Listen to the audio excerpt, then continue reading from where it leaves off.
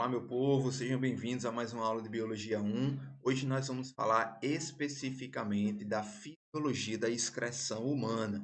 Nós falamos na aula passada sobre a excreção de uma maneira geral, mas hoje vamos focar na excreção humana, como é que acontece todo o processo.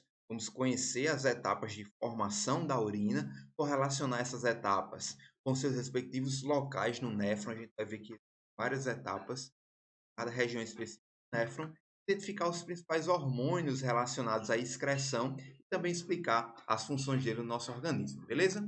A gente já viu na aula passada sobre a composição desse sistema urinário, vimos rins, né, a bexiga, o ureter, uretra, tal, mas a gente precisa focar hoje nos rins. Como é que vai acontecer o processo de formação da urina que vai acontecer exatamente nos rins?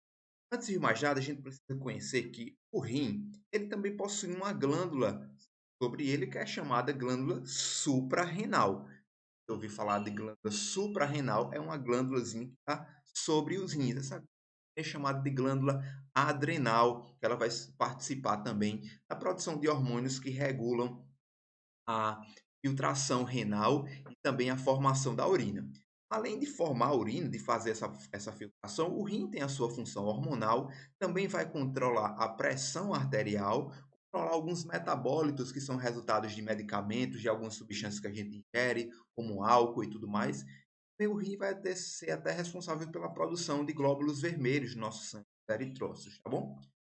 Quando a gente falou do rim, basicamente, falamos do néfron, a gente viu que essa estrutura aqui, nela existem vários processos, né? O néfron é formado basicamente por uma cápsula glomerular, também os túbulos néfricos, ou os túbulos renais. Essa cápsula glomerular aqui é formada pela cápsula de Bowman e o glomérulo renal. São capilares da arteríola que chega aqui nessa cápsula de Bowman para ser filtrado, para o sangue ser filtrado. À medida que o sangue é filtrado, vai acontecer várias etapas, vários processos, que a gente vai falar sobre cada um deles agora. Nós vamos falar sobre o processo de filtração, de reabsorção, de secreção e a excreção propriamente dita. Vamos lá conhecer. A gente precisa saber que esse néfron é uma grande estrutura que está lá na estrutura do rim, né? As alças néfricas, elas estão na região da medula renal, enquanto a cápsula, o glomérulo renal aqui está na região do córtex renal, beleza? E esse néfron aqui, essa estrutura, ela não tem um vaso sanguíneo apenas na cápsula renal, aqui na cápsula de Bowman. Os vasos sanguíneos eles ramificam por toda a alça néfrica, por toda a região da alça néfrica. Aqui vai ter a possibilidade de troca, de passagem também do sangue para o néfron e vice-versa. Beleza? Então a gente precisa entender que existe uma correlação entre os vasos sanguíneos e a estrutura do néfron, tá bom? Então vamos entender como é que ele funciona. Inicialmente nós temos a filtração glomerular. Que é isso? Como o próprio nome já diz, a filtração é a passagem de moléculas de baixo peso molecular que estão chegando via corrente sanguínea do plasma sanguíneo para o néfron. Então, essas moléculas, como a ureia, água, sais minerais e também a glicose, passam do plasma sanguíneo para a cápsula de Bowman, aqui, a região da cápsula glomerular, devido à migração pelas células do endotélio, daqui dos capilares, também tem células da cápsula glomerular que fazem essa seleção de moléculas pequenas que conseguem atravessar do sangue para a cápsula glomerular. Então, esse filtrado é capturado do sangue. Então, isso é o filtrado glomerular. Vai estar aqui, região da cápsula glomerular. A gente vê que existem várias moléculas que são filtradas, né, do sangue.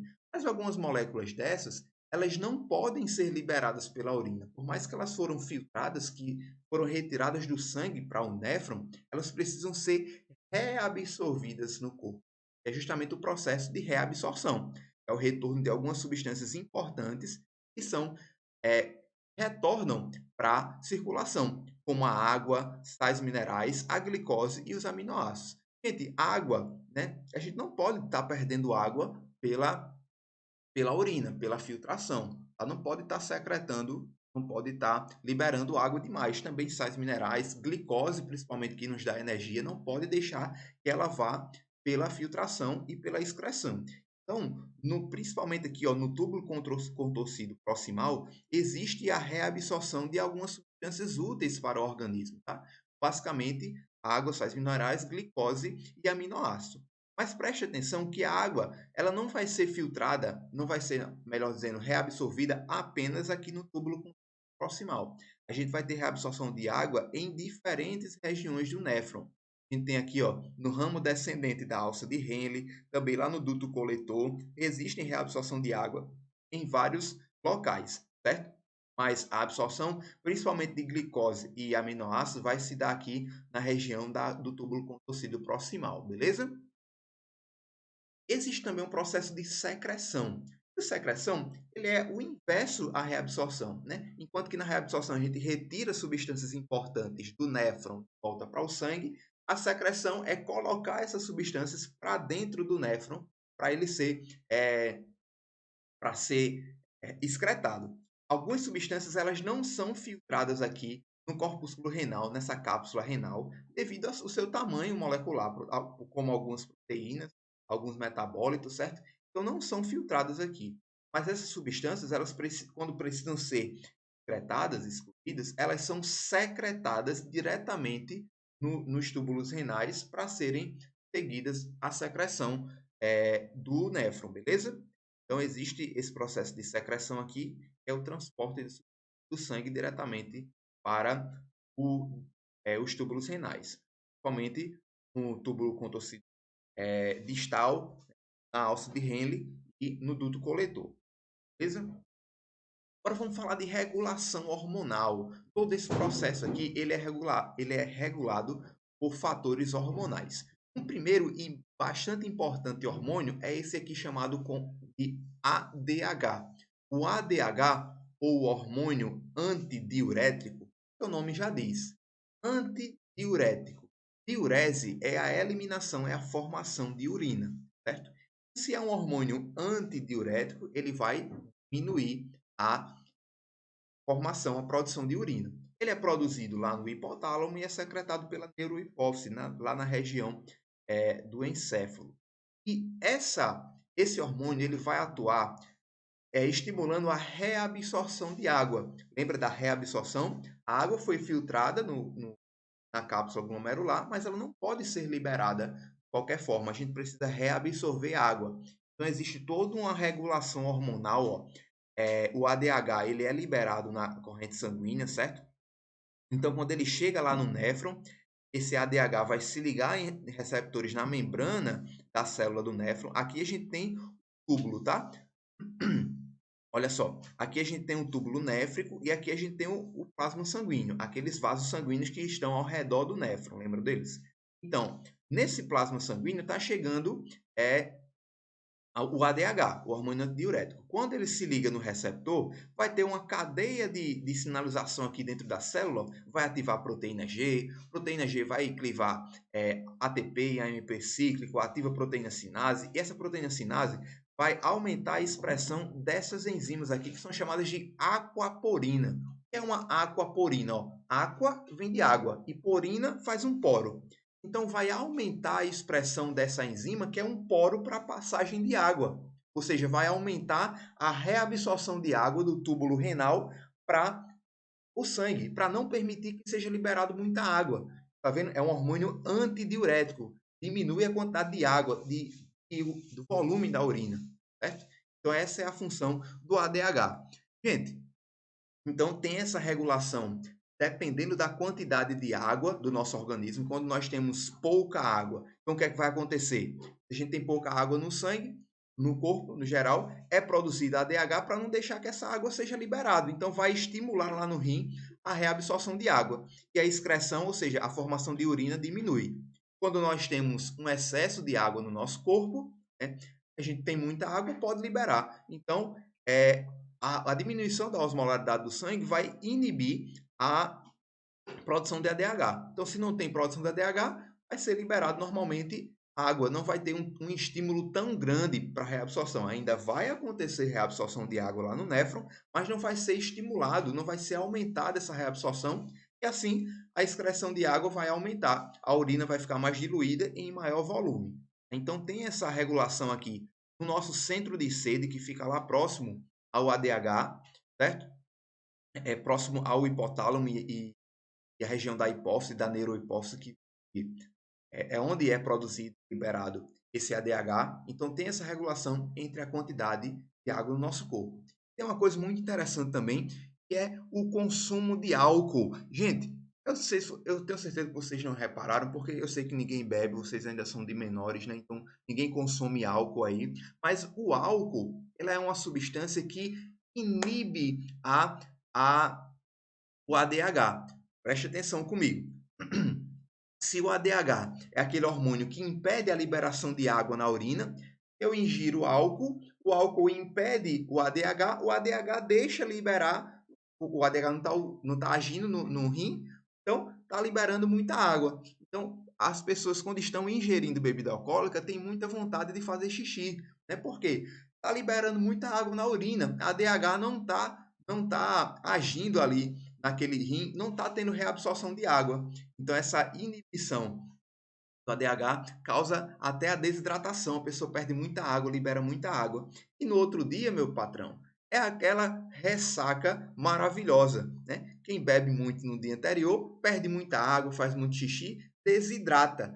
Desidratação do corpo causa aquela fraqueza, né? Vai tirando água de tecido, até do cérebro. O cérebro perde um pouco de água também, porque a pessoa liberou bastante água pela urina, porque o álcool inibiu o ADH, certo? Então a pessoa perde glicose também no sangue, aí fica fraco. Aí tem gente que fica em coma alcoólico, tem que injetar glicose direto na corrente sanguínea porque perdeu muita energia pela urina, porque ingeriu muito álcool e por aí vai. Você está vendo que o álcool é uma coisa maravilhosa, que só traz benefícios para o corpo? É assim? Então vale a pena beber álcool, viu, garotinho? Continua assim. Porque aí tu desregula todo o teu funcionamento renal, né? Causa toda aquela desregulação da hormonal, da absorção de compostos que são importantes para o nosso corpo. E daí, depois daquela festa, depois daquele carnaval, né, a pessoa só tem aqueles sintomas maravilhosos, como dor de cabeça, náusea, vômito, gosto amargo na boca, devido a essa formação aqui dessa substância, ó, acetaldeído, que é transformado lá no fígado pelo álcool. Aí é tóxico para o fígado, aí causa aquela cirrose. É uma coisa maravilhosa. Assim. Além de dano renal, a gente tem dano hepático, então é uma maravilha. De álcool. Vamos para frente, entendeu aí a importância, a relação de álcool e ADH? Fica ligado nisso aí, que é muito importante, beleza? Outra coisa aqui, ó, que a gente precisa entender relacionada ao ADH é um caso de diabetes, chamado de diabetes insípidos. Gente, diabetes insípidos, a gente conhece diabetes só pelo aquele caso de glicose, insulina e tal, mas tem outro caso de diabetes que é a diabetes insípido, que está relacionado com a produção de ADH. O indivíduo portador da diabetes insípido, ele não produz o ADH lá no seu hipotálamo. Se ele não produz, não tem regulação na reabsorção de água, ele libera muita água. Então, o indivíduo diabético insípido, ele tem um alto volume de urina, com diferentes concentrações, né, de glicose, de proteínas nessa urina. Ele tem muita água, ele bebe muita água também, porque ele está sempre desidratando, então tem muita sede, sente sempre fraco, cansado, devido à perda de nutrientes, porque ele não tem justamente essa regulação do ADH na sua função renal. Beleza? Então lembra sempre disso. Indivíduo diabético insípido não produz ADH, perde muita água, uma principal característica é desidratação. Show de bola? Agora vem para cá, vamos falar desses hormônios aqui, ó, a aldosterona. Gente, esse eixo hormonal de regulação é muito importante. Existe um eixo chamado de renina, angiotensina, aldosterona. Decora esses três, decora não, aprende esses três hormônios aí que estão regulados entre si, agindo entre si para ajustar a função renal. Gente, esse hormônio, a aldosterona, ele é responsável por estimular a secreção de potássio e reabsorção de sódio pelo rim. A gente vê que sódio e potássio são sais, né, que estão lá no plasma sanguíneo, eles têm uma certa interrelação com a pressão arterial. Preste atenção aqui comigo.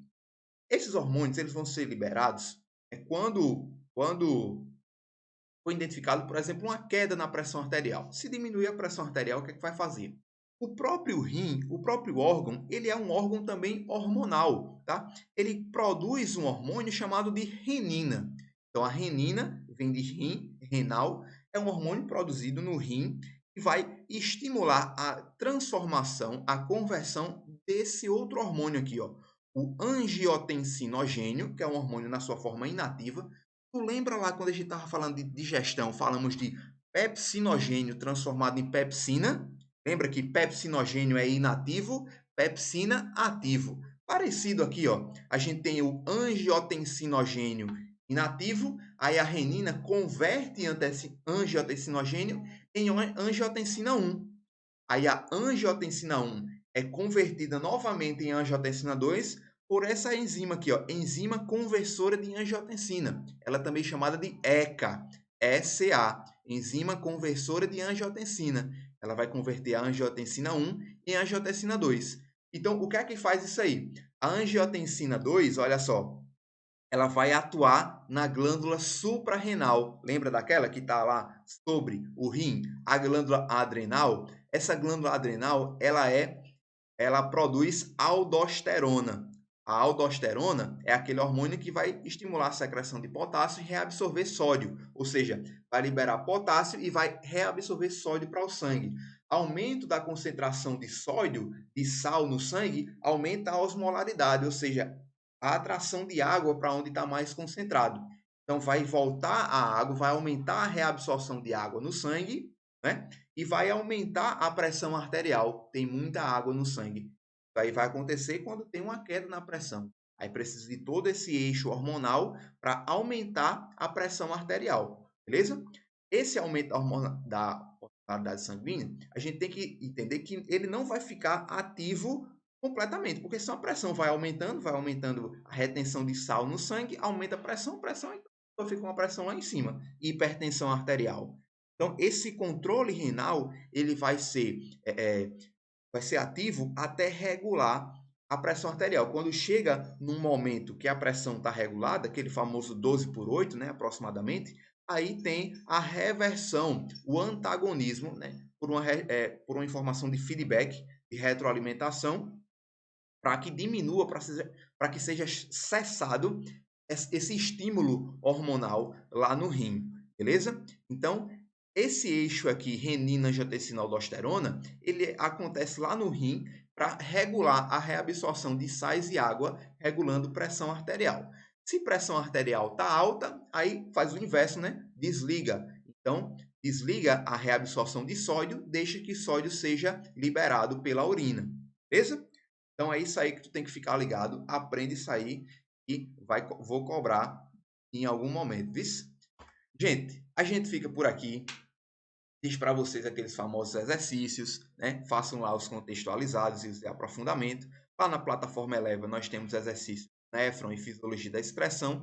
Vou deixar um textinho adicional aí para vocês falando dos animais que conseguem ficar meses ou anos sem água, como é que eles funcionam, o que é que eles fazem, beleza? Então, gente, é isso aí. A gente fica hoje por aqui e vejo vocês na nossa próxima aula. Um abraço a todos, até mais.